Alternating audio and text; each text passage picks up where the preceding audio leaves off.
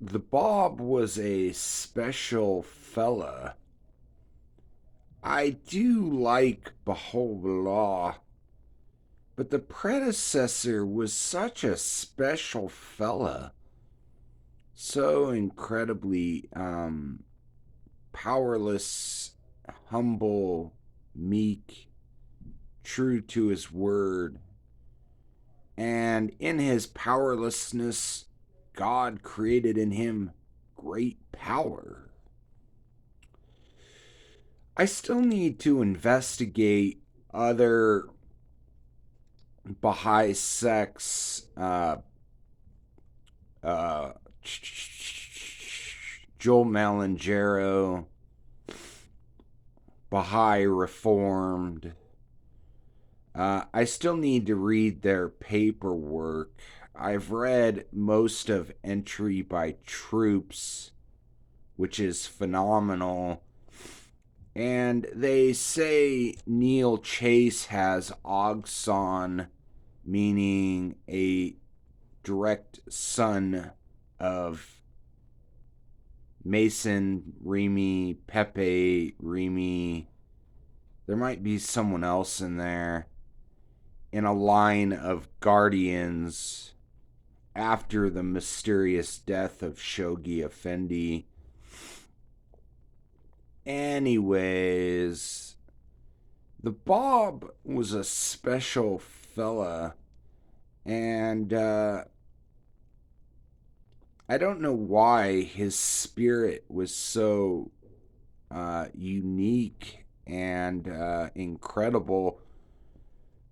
Rick was saying we chose the Bob. In other words, kind of like Christ, or as Jesus says, I am the gate. He says that in the Gospels. Babullah Bob means the gate of gates.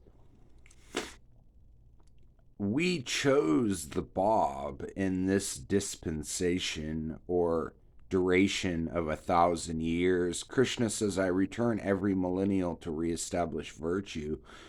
So each incarnation of a new religion on this planet is actually a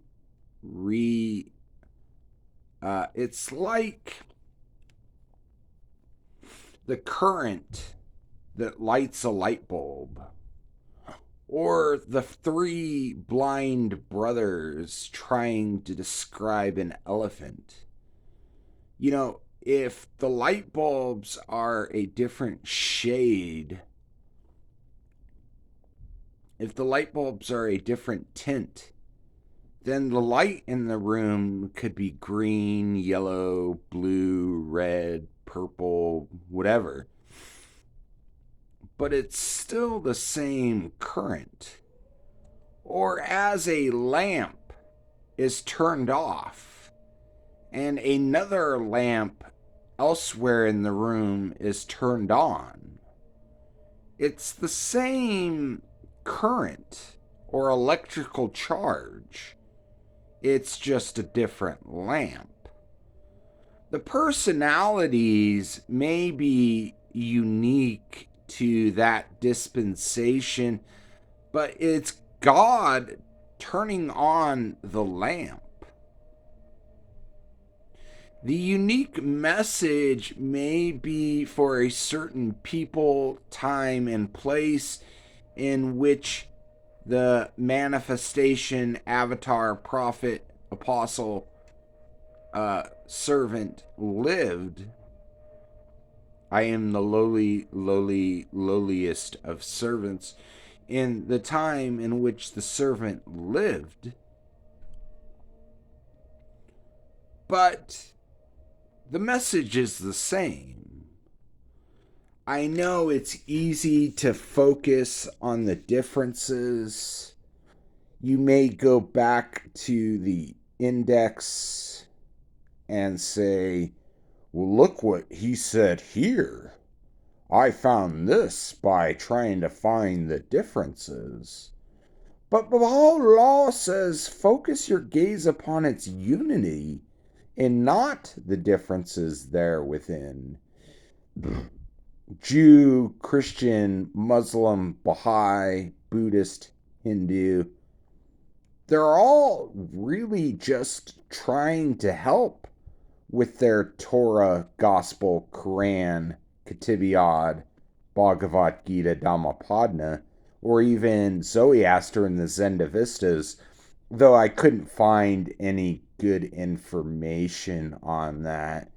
I found it incomprehensible, unable to read and digest it.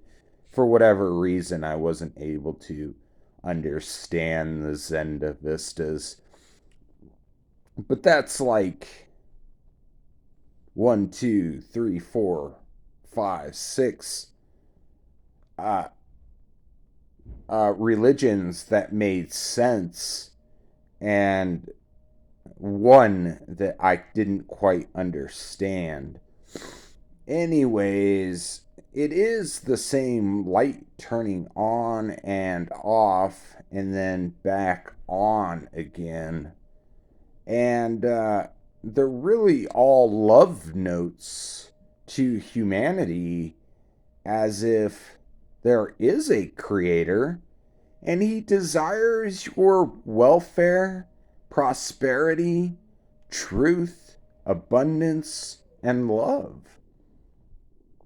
So, anyways, in this dispensation, we chose the Bab, which was a interesting story from the Kazim, who was a student of prophecy and educated a man named Mullah Hussein, who then became insane about finding the current prophet of our day, fasting and journeying from city to city, trying to find this so-called prophesied prophet.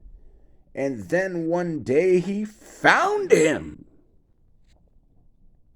The Bab expounded a verse on Joseph in the Quran, and Mullah Hussein said the swiftness in which he wrote, the elegance in his words, and the hidden truth that only I had secretly pondered became all apparent in a single discourse.